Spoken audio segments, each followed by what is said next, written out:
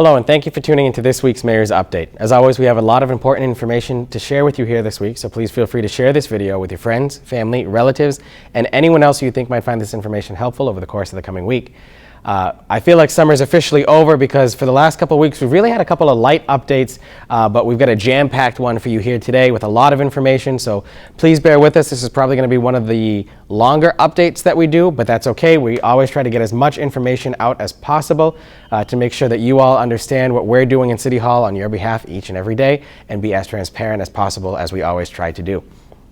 Normally, I like to end my updates talking about where we are if we go to a different location other than my office, but a little too excited today. We're going to start off by showing you the library here at Gardner Elementary School. Gardner Elementary was able to have their opening day this past Monday. Council President Elizabeth Kaczynskis, myself, alongside State Representative John Zlotnick, were able to be here to welcome students back to this brand new school and back to start the school year. I want to thank Superintendent Pellegrino, the school building committee, our consultant, Dr. Stephen Hemman, and everyone else who made this school building possible. It's a beautiful building that we're looking forward to the October open house so that members of the public can come through and see what's going on here. The students, seeing the looks on their faces when they saw the school building was worth it in and of itself, and then seeing them interact with their friends and their teachers after taking the summer off and coming back to school really just made this whole project worth it. So this is really something that I'm looking forward to seeing how it benefits our community in the long run. Now, there were some concerns the first couple days about traffic, particularly with drop-off and pickup times here. We are working on addressing those issues. Chief Eric McAveen, our new police chief, was actually with us on site for the opening and dismissals for the school every day this week to evaluate how the process is going. To put this into perspective, on day one, from the first time a car dropped a student off to the last car that left, took about 45 minutes for drop-off, and then it was about an hour and 15 for pickup time at the end of the school day. Today, on Thursday, because again, these updates are always filmed on Thursday at around 3 o'clock, we cut about 30 minutes off of the drop-off time, so we're looking closer to a 15-minute time frame there with a little bit of ebbs and flows depending on what's happening that day. And then our pickup time, at the end of the day, has dropped off significantly as well by about another 45 minutes. So we're still working on getting it shorter if we can and working to see what best traffic pattern works best. But I want to thank the 8 Gardner police officers who have been throughout Pearl Street in the city as we deal with these growing pains, because that's exactly what it is. It's a new school that while we can guess what's going to happen, we never really know until day one. So we had several different traffic details spread out throughout the city to help alleviate the control there, and we'll continue to monitor that as we go forward. And then if you drive up to the school site, because the roads are now fully passable, you'll notice that the grounds are still under construction in some ways. There's some retention ponds being finished there, the landscaping being done, some playgrounds being installed still as well. We can probably expect to see some construction here at the new school site for the next 8 months to a year or so on the outside, but the inside is just about ready. There are still some construction crews inside doing some finishing work. However, anyone who's on school grounds is required to be fully quarried because they are going to be around our students, so we want to make sure that our students are as safe as possible. The other question we've been getting about this building is talking about the different safety features here. Each entrance to the building has what's called a person trap, which means you ring a bell to get into the first door. However, there's another set of locked doors, and in between those is, for lack of a better term, a teller window in which you can speak to one of the administrative staff members in the building about what you need, whether or not they can help you at that window, or if you actually do need to go into the school. And if you do need to go into the school beyond that point as well, they'll buzz you in through the second set of doors. If we have any nighttime programs here as well, we are able to isolate different wings and sections of the buildings through different door locks and actually different floors as well by blocking off the stairs, including the grand staircase that we have right at the entrance lobby here too. So this is a very safe school, a really effective 21st century learning environment for our students, and I'm really excited to be able to show this off to the community in the next coming months. I'd like to give a special thank you to Tender Heart Veterinary Services. They've met with Chief McAveen at the Gardner Police Department and have agreed to donate any office visits that Canine Rocky needs to when he goes for his annual checkups at the vets. And if in the future Canine Rocky were to ever need any procedures done, they've agreed to offer them to Canine Rocky at a 30% discount, just as a way to help the police department and our community as a whole because of how much of an asset Rocky has already proven to be to us here in Gardner. So I want to thank Tender Heart and Dr. Jennifer Wood for their generous donation to the police department through this, and really just lending a helping hand to the city in that way. This past week, the Massachusetts Department of Environmental Protection voted to fully lift the water ban statewide. So for us here in Worcester County, that means there are no more watering restrictions in Gardner, so you can fully go back to using your outdoor watering as much as you can. And what that also meant for us here in the city is we were finally able to put out those planter boxes and those big flower pots that we talked about a couple updates ago. The city, using some ARPA funding and some sponsorships, was able to purchase 125 large flower planters that are going to be put out throughout the downtown and throughout the village center of South Gardner, just to add a little more life to the area there. Now, these planter boxes are being done solely through sponsorships in partnership with Gardner Square 2. So if you are interested in sponsoring a flower pot for the rest of this calendar year, they'll be out until mid to late November this year. It's a $75 sponsorship. Those can be done by an individual in honor or in memory of someone, by a business, a community organization. Really, there are no limits on who can do this, and it's $75 per pot.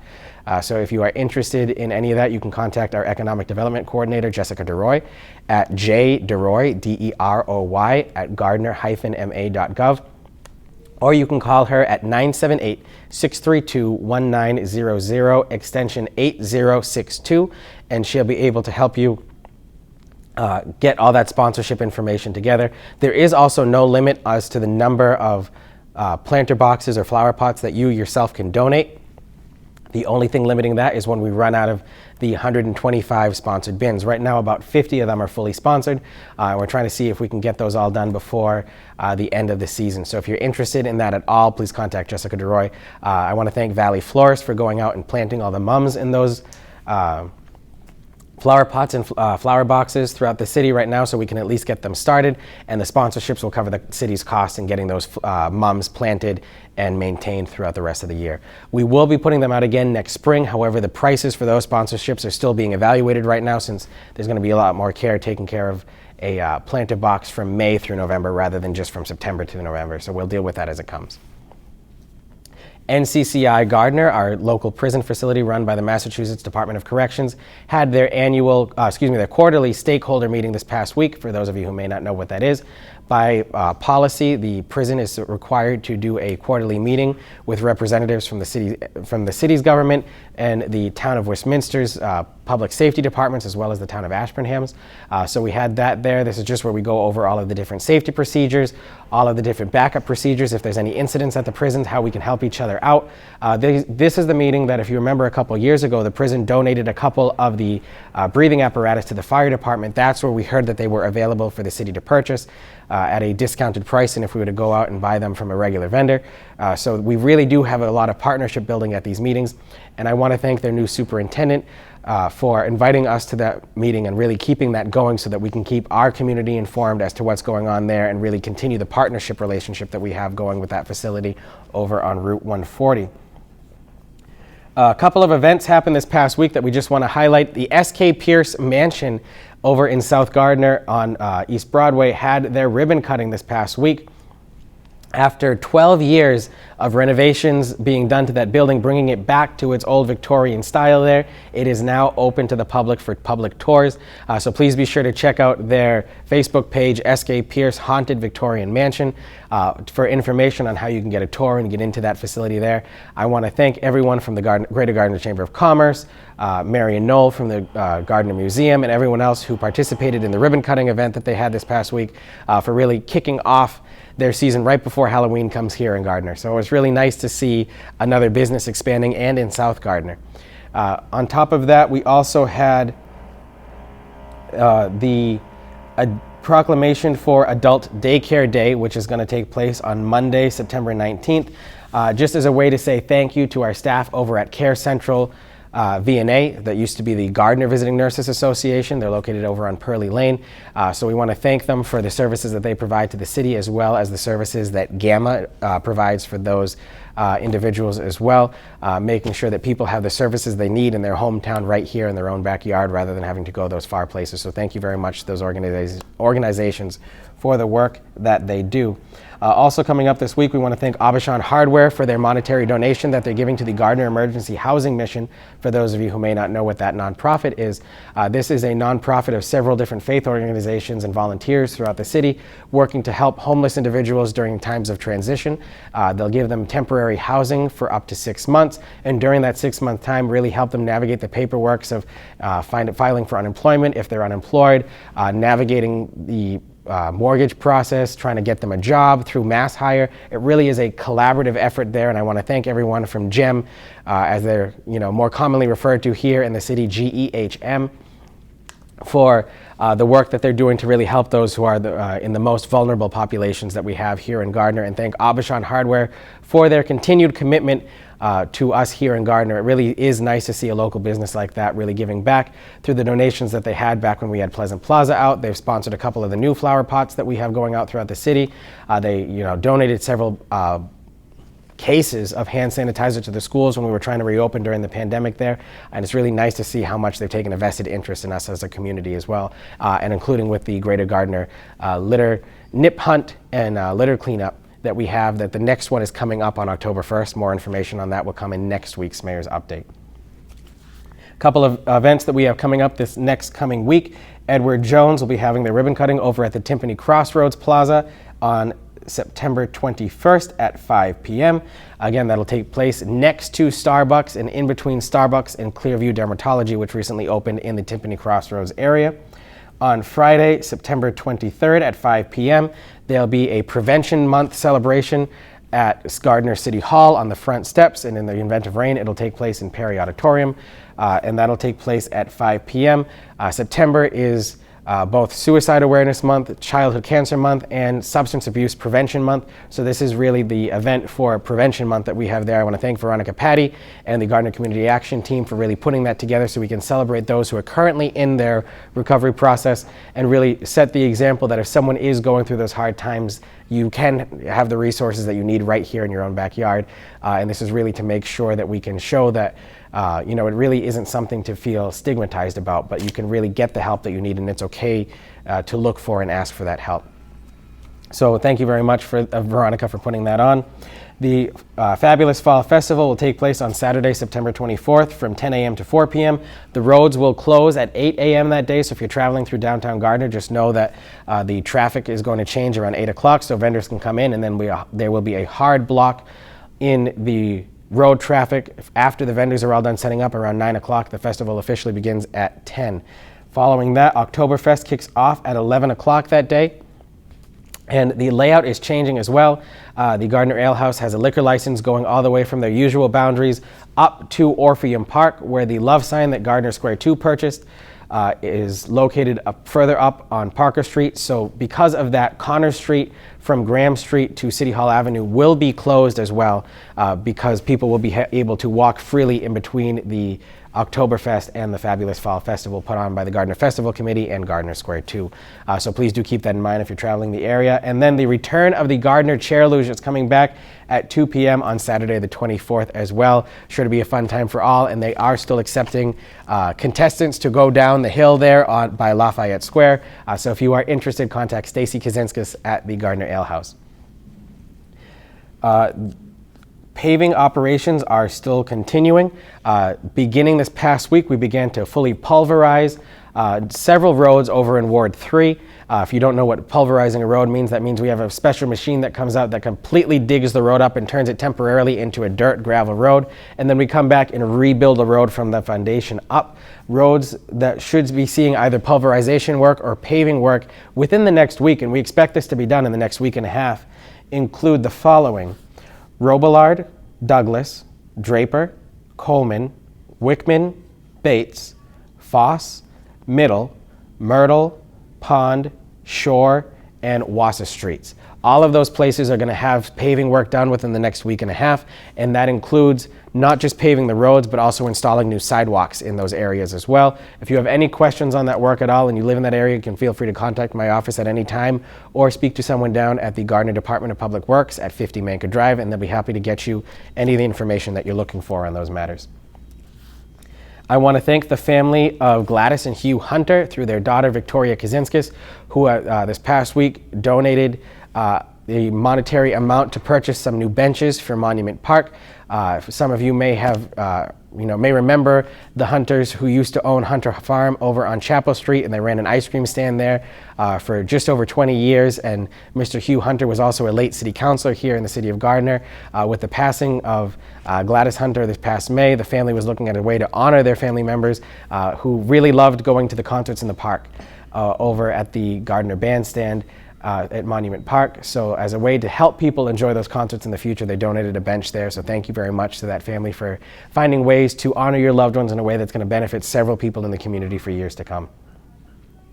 The city will be releasing a request for proposals, more commonly referred to as an RFP, for real estate marketing service. If you've seen lately, the city's been doing a more pushed and exerted effort in getting properties that the city owns and aren't using, or properties that we get through tax title, out back on the tax rolls and selling those properties through an RFP. However, we can only do so much marketing services on our own, so we will be issuing this next week, for the next 2 weeks, requests for proposals for different real estate firms to help market these properties for the city so that we can get them on the multiple listing service, MLS, or different advertised ways. And then the way we'll actually be paying for the services is through a commission off the sale price of the property through the appraisal that we are required to take through state law there.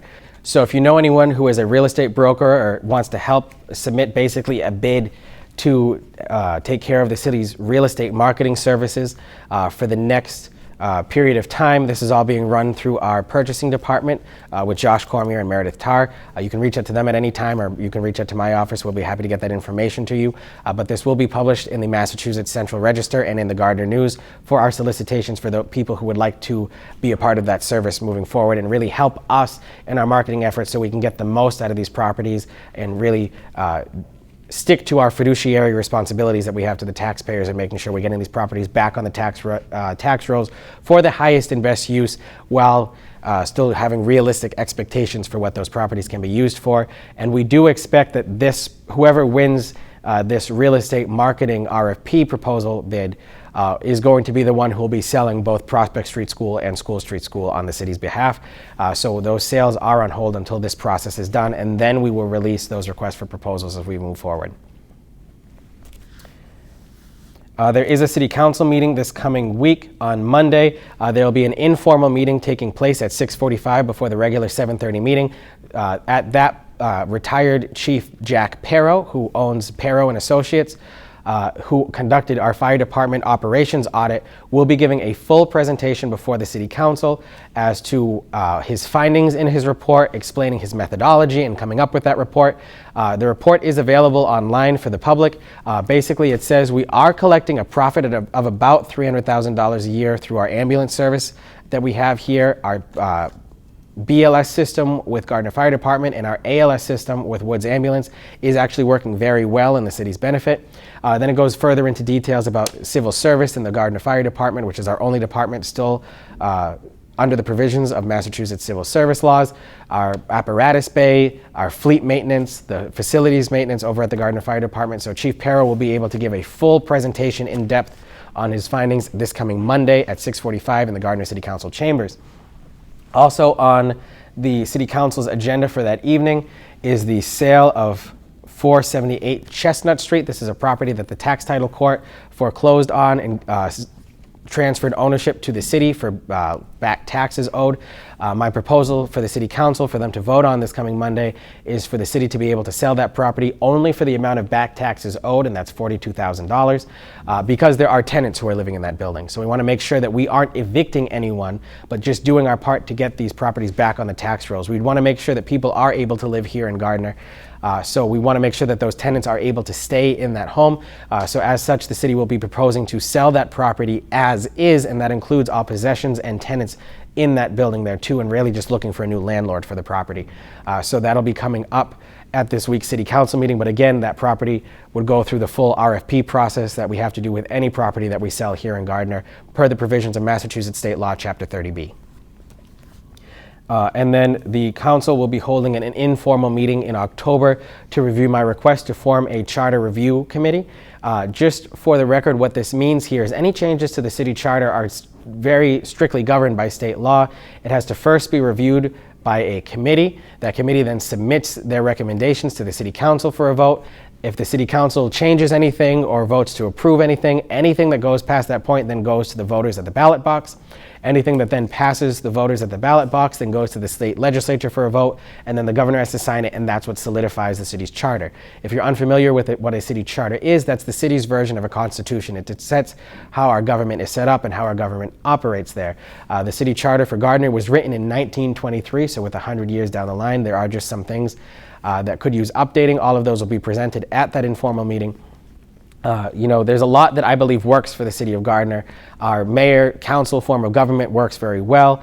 I think a manager situation like that wouldn't work in the city's best interests, and that's something that no one's talking about here. This is just a review of the document that was written 100 years ago to see what needs updating, what's currently in conflict with existing state laws, particularly since so many of the state laws have been updated from when they were written back in the 1920s and 1910s, back in 2016 when the Municipal Modernization Act was passed.